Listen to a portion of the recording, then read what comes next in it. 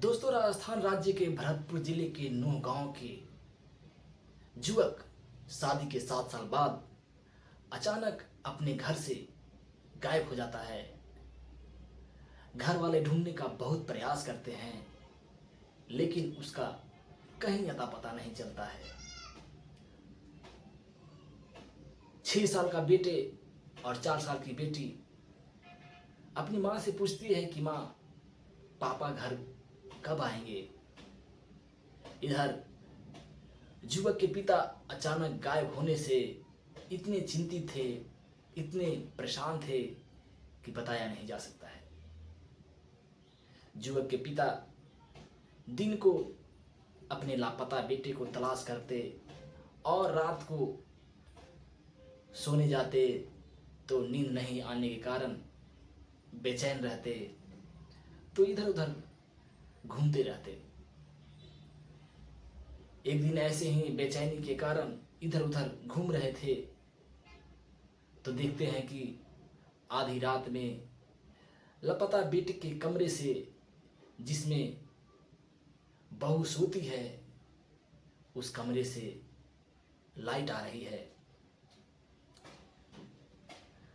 दोस्तों, युवक के पिता कमरे के पास जाते हैं और देखते हैं तो देख करके उनके पैर तले जमीन खिसक जाती है। उनका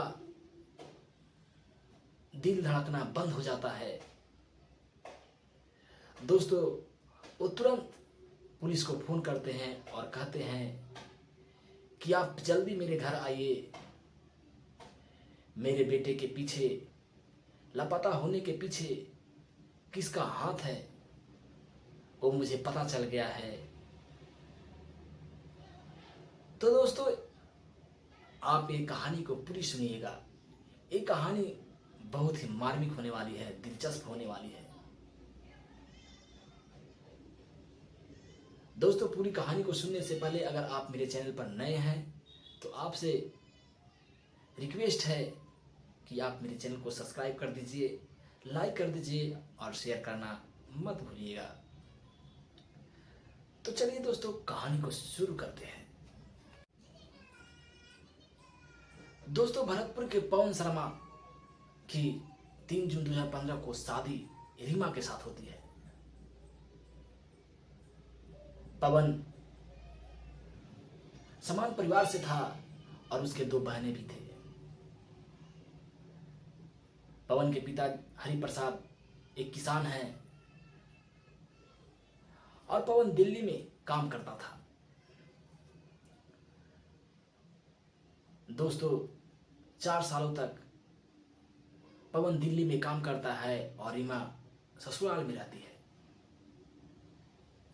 फिर एक दिन 2019 में पवन अपने घर पर आता है और रीमा को भी साथ लेकर दिल्ली चला जाता है। दिल्ली जाने के बाद वो 2 साल तक दिल्ली में ही रीमा के साथ रहता है और फिर अचानक एक दिन काम छोड़ करके और 2021 में रीमा के साथ घर वापस लौट जाता है। दोस्तों, इसी बीच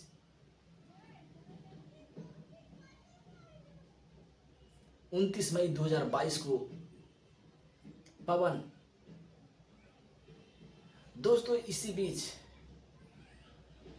29 मई 2022 की रात में अचानक पवन गायब हो जाता है।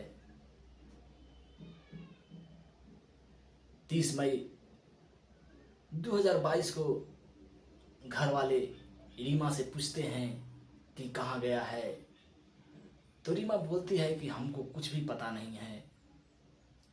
फिर घर वाले सोचते हैं कि कहीं गया होगा, शाम तक वापस आ जाएगा, लेकिन वो शाम तक वापस नहीं आता है और उसका मोबाइल भी बंद बताता है।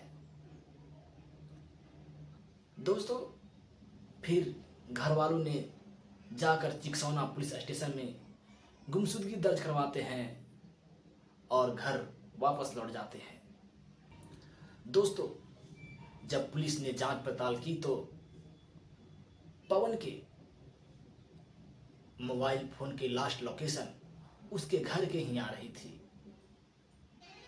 दोस्तों, पुलिस रीमा से पूछताछ करना चाहती है, लेकिन घर वाले माना कर देते हैं कि रीमा से पूछताछ नहीं होगी। हम जानते हैं कि मेरा बेटा ऐसे ही कहीं चला गया होगा। दोस्तों, घर वाले को विश्वास था कि मेरी बहू ऐसा कर ही नहीं सकती है। पुलिस वाले भी छोड़ देते हैं, सोचते हैं कि चलो घर का मैटर है, ये लोग अपना समझेंगे। पुलिस चली जाती है। दोस्तों, इसी तरह 5 महीने बीत गए। रीमा एक दिन करवा चौथ का व्रत भी करती है, मगर घर वालों को ये सब समझ में नहीं आता है कि ये क्या कर रही है।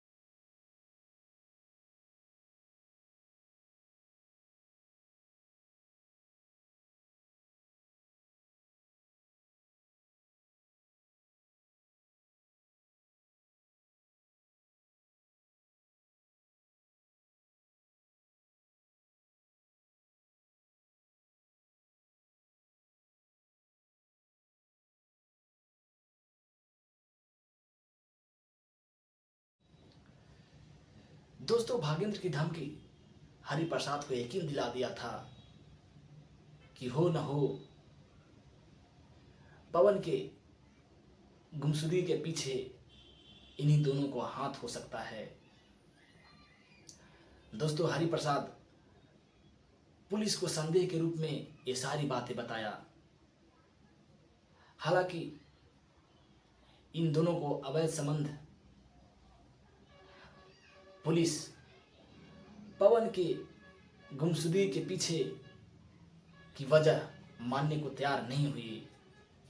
पुलिस बोला कि पवन की गुमशुदगी के पीछे इन दोनों का अवैध संबंध से कोई ताल्लुकात नहीं है।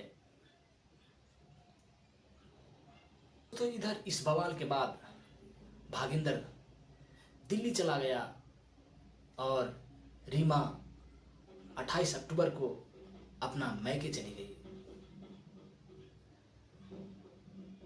दोस्तों, जब ये सारी बातें पवन की बहन को पता चलता है तो अपने ससुराल से भरतपुर आ जाती है और आने के बाद रीमा की कमरे को इधर उधर करती है, देखती है तो एक खून से लथपथ एक रजाई मिलता है।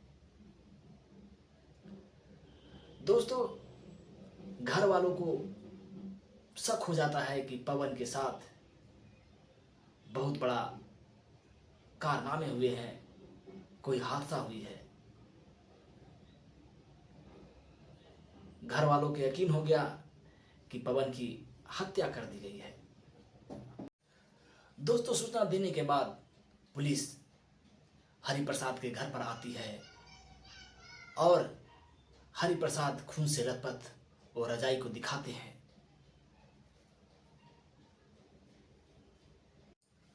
दोस्तों, पुलिस के पास बहुत बड़ा सबूत था।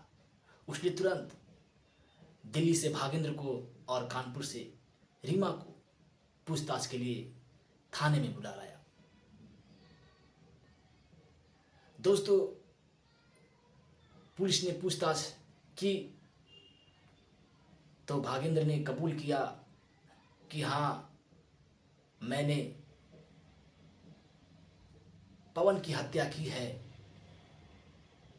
क्योंकि मैं रीमा से प्यार करता था। एक दिन मिलने गया तो रीमा और मुझे पवन ने देख लिया, मैंने उसे हत्या कर दी। इधर रीमा ने भी कबूल कर लिया कि हम दोनों एक दूसरे से प्यार करते थे। दोस्तों, रीमा ने ये भी कबूल की थी कि हम अपने पूरे परिवार वालों को नशे की गोलियां देते थे ताकि सभी बेहोश हो जाए और भागेंद्र को फोन करके मिलने के लिए बुलाते थे। उस दिन भी वैसा ही कुछ हुआ। परिवार वालों को अपने पति को नशे की गोली दे दी और सभी लोग बेहोश हो गए तो भागेंद्र को फोन करती है कि तुम आ जाओ। भागेंद्र उस समय अपने दोस्तों के साथ पार्टी कर रहा था। जब फोन रीमा करती है तो एक दोस्त को लेकर दिल्ली से भरतपुर आ जाता है बाइक के द्वारा, क्योंकि दिल्ली से भरतपुर 200 किलोमीटर के लमसम पड़ता है। और आने के बाद अपने दोस्त दीपू को कमरे के बाहर छोड़ देता है और भागेंद्र रीमा के कमरे में चला जाता है। दोस्तों, भागेंद्र वहां जाकर के देखता है तो देखता है कि पवन बेहोशी हालत में है। रीमा और भागेंद्र दोनों जिस्मानी संबंध बनाने लगते हैं। उसी बीच पवन की नींद, बेहोशी टूट जाती है और टूटने के बाद वो हाथापाई करने लगता है। रीमा पवन की पैर पकड़ लेती है और भागेंद्र अपने दोस्त को भी बुला लेता है और बुलाने के बाद तीनों मिलकर उसकी गला को दबा देते हैं। दबाने के बाद पवन की मौत हो जाती है। मौत होने के बाद भागेंद्र एक बोरी मांगता है और बोरी में पवन की बॉडी को बंद करके गांव के बगल में ही एक नहर पड़ता है, उस नहर में ले जाकर डाल देता है। दोस्तों, डालने के बाद उसके बॉडी से एक 15 केजी का पत्थर बांध देता है ताकि बॉडी पानी के ऊपर ना आए। दोस्तों, ये सारी बातें रीमा और भागेंद्र कबूल करते हैं तो पुलिस रीमा और भागेंद्र और दीपू को जेल भेज देती है। दोस्तों, ये कहानी आपको कैसी लगी कमेंट बॉक्स में ज़रूर बताइएगा। और फिर आपसे एक रिक्वेस्ट है कि अगर आप मेरे चैनल पर नए हैं तो चैनल को सब्सक्राइब कर दीजिए, लाइक कर दीजिए और शेयर करना मत भूलिएगा। फिर मिलेंगे अगली कहानी में, तब तक के लिए जय हिंद।